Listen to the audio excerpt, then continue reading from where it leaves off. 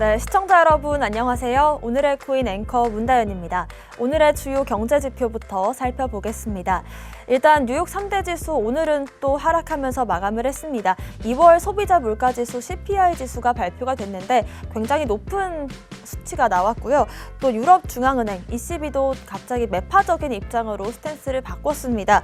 거기다가 우크라이나 전쟁이 좀 지속이 되면서 여러모로 시장이 부담을 느끼고 있는 상황입니다. 지수로 확인해 보겠습니다.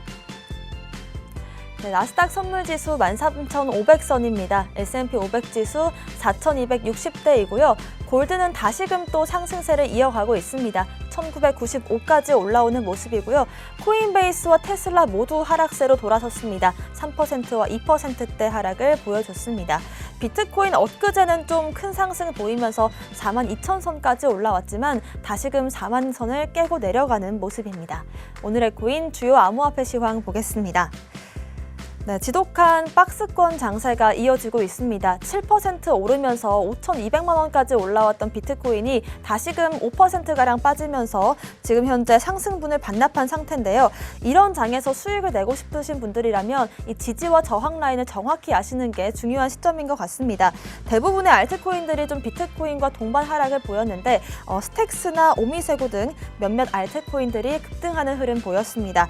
다만 며칠간 큰 상승 보였던 이 카이버 네트워크나 여러 가지 골렘 같은 코인들이 이제는 하락률 상위에 오르는 만큼 급등 코인들 매매에 주의가 필요해 보입니다. 오늘의 코인 이슈 살펴보겠습니다. 첫 번째 이슈는요.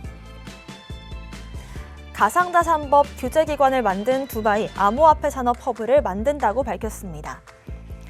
네, 두바이가 암호화폐 산업 진흥을 위한 법안을 승인하고 가상자산 규제기관을 설립합니다.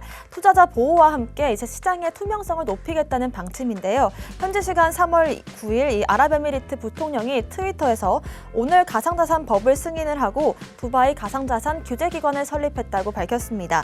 이 규제법은 투자자 보호를 위한 법적 토대를 마련을 하고 규제기관들을 통해서 일정한 기준을 제시하겠다고 밝혔습니다. 이 법에 따르면 두바이 가상자산 규제 당국은 이제 가상자산의 발행과 거래를 감독하게 되는데요.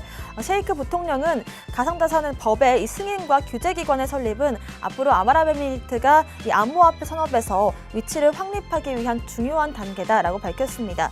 실제로 두바이 같은 경우에는 좀 꾸준히 암호화폐 산업 육성에 대한 적극적인 입장을 보여오고 있는데요. 2018년도에는 두바이 국제금융센터 재판소가 스마트 컨트랙 관련 분쟁을 중재하기 위한 블록체인 법원을 설립한 바가 있고요. 2021년에는 두바이 금융서비스 당국이 비트코인에 간접적으로 투자할 수 있는 펀드를 설립했습니다. 이렇게 좀 자본이 큰 나라, 그중에서도 두바이 같은 이 도시에서 암호화폐를 적극적으로 육성한다는 거 당연한 큰 호재일 것 같습니다. 두 번째 이슈 보겠습니다. 윤석열 대통령 당선인의 가상자산 산업진흥책을 짚어보겠습니다. 네, 20대 대통령으로 국민의힘 윤석열 후보가 당선되면서 가상자산 업계에서는 윤 당선인의 가상자산 관련 공약에 관심이 쏠리고 있습니다. 하나씩 체크해 보겠습니다. 단연 가장 주목받는 건 가상자산 과세에 대한 거일 겁니다. 공약에는 우선 이 양도차익에 대한 과세 제도를 마련하겠다고 밝혔는데요. 지난 1월 19일에 여의도 중앙당사에서 디지털 자산 투자자 보호 공약을 발표했습니다. 공정과 상식이 통하는 암호화폐 관련 시장 메커니즘을 구축하고 그 뒤에 과세를 해도 늦지 않다라고 말을 한 건데요. 양도세 과세 한도를 5천만 원으로 상향을 하면서 주식시장과 같이 가겠다고 말을 했습니다.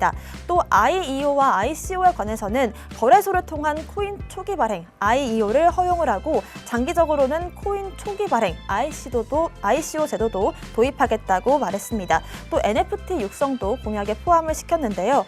앞으로 가상자산 투자자 보호와 관련해서 여러 가지 디지털 자산 기본법 제정도 하겠다고 밝혔습니다. 또 업계에서는 윤 당선인이 이른바 빅4 거래소 위주의 시장 독과점 문제에 대해서도 해결할 것으로 보고 있고 거래소 평가 시스템을 다시금 재정비하지 않을까 기대를 하고 있습니다. 어제 이제 우리나라의 5년을 책임질 대통령이 당선이 됐는데요. 아무쪼록 저도 한 명의 코인 투자자로서 이 실정에 맞고 좀 현실을 잘 반영한 그런 정책들을 펼쳐주시길 간절히 바라보겠습니다. 마지막 이슈 보겠습니다. 컴투스 코인 C2X가 FTX에서 거래됩니다.